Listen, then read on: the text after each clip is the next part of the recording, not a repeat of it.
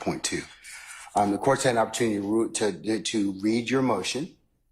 I've also had an opportunity to take a look at, because this issue comes up a fair bit, Baptiste versus the state. I'd invite you to take a look at that, and that's from our Court of Appeals, 229 Georgia Appeals 691. Basically, you can't file a motion to recuse for ruling that a trial judge makes, okay? And that's what you're doing in this particular situation.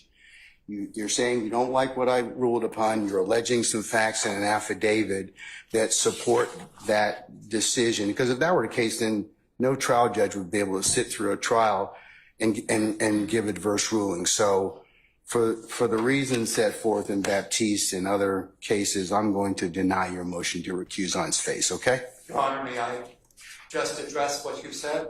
I disagree with your characterization that I filed a motion as a result of any ruling. No. Well, you did in your affidavit. I'm taking in your affidavit as face value. Okay. All right. I'm not contesting where you got the information from, at least not yet. Yes. But I'm just saying that because it also encompasses that I made a ruling. And as a result of that, if I make a ruling and you don't like it, then every litigant will say, I want to recuse you, Judge Smith or Judge Glanville or Judge whoever, okay? So part and parcel of it is that's why I'm making my ruling in this particular case. Remember, bias. I've got to do something extrajudicial, and in your particular, like I would have to say something about you or your clients or anything like that, which I would never do because I'm a steward of this particular process. So I understand what your objection is, or what your statement is in terms of your motion to recuse. I'm going to deny it. And I believe, Your Honor, that under Rule 25.3, that you have to cease acting right now. No, I don't. And that you can, if I can just finish, and then I promise, if I can just finish this. I believe you have to cease acting. I believe that under 25.3, you have to look at the timeliness of the motion, and you have to look at the sufficiency of the affidavit. I do not believe that you are permitted to just simply deny without taking those steps. Is that it? Yes, it is, Your Honor. Okay. All right. So noted. Are you denying at this point? I'm still denying your motion, okay? Would you grant a certificate of immediate review? No, sir. Because no, sir. If you grant that certificate, you're always talking about how the appellate court... No, because if I grant the certificate, it stops the case, okay? I don't agree with And I'm not going to do that. I don't believe it stops the case. I'm not going to do that. And if you can appeal it at the end of the case. If I'm wrong, I'm wrong. Hey, I'll live by it. But aren't you interested in removing the cloud that's hanging over the case right now, Your Honor? If you grant... Sir, I'd be real careful about what you're pleading at this point in time, what you're stating to the court. As a matter of professional responsibility, remember, we haven't nugged out all of the issues involved in that affidavit.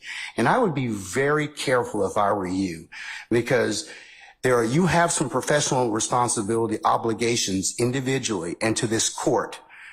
And so, I would just leave it at that respectfully. I don't want to get into an argument with you about that, but I would just tell you that tread lightly, okay, in terms of that at this point. I understand, Your Honor, and I believe that the certificate of immediate review would be in the interest of the court. I'm not going to do that. Would you make factual findings regarding? I am not at this point in time going to, I've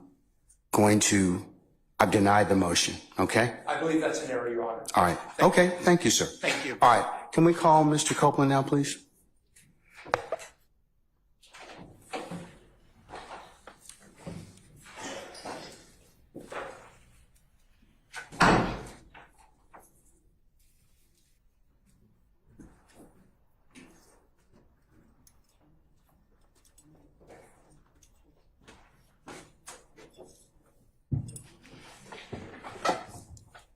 All right, summon our jurors, please.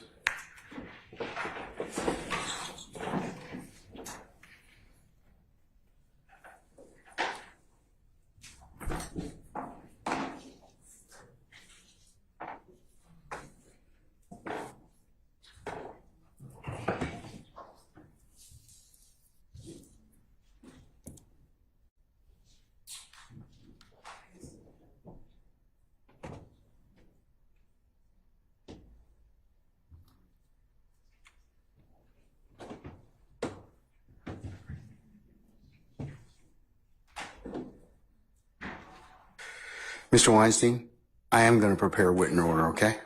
Okay, thank you. All right, okay, all right.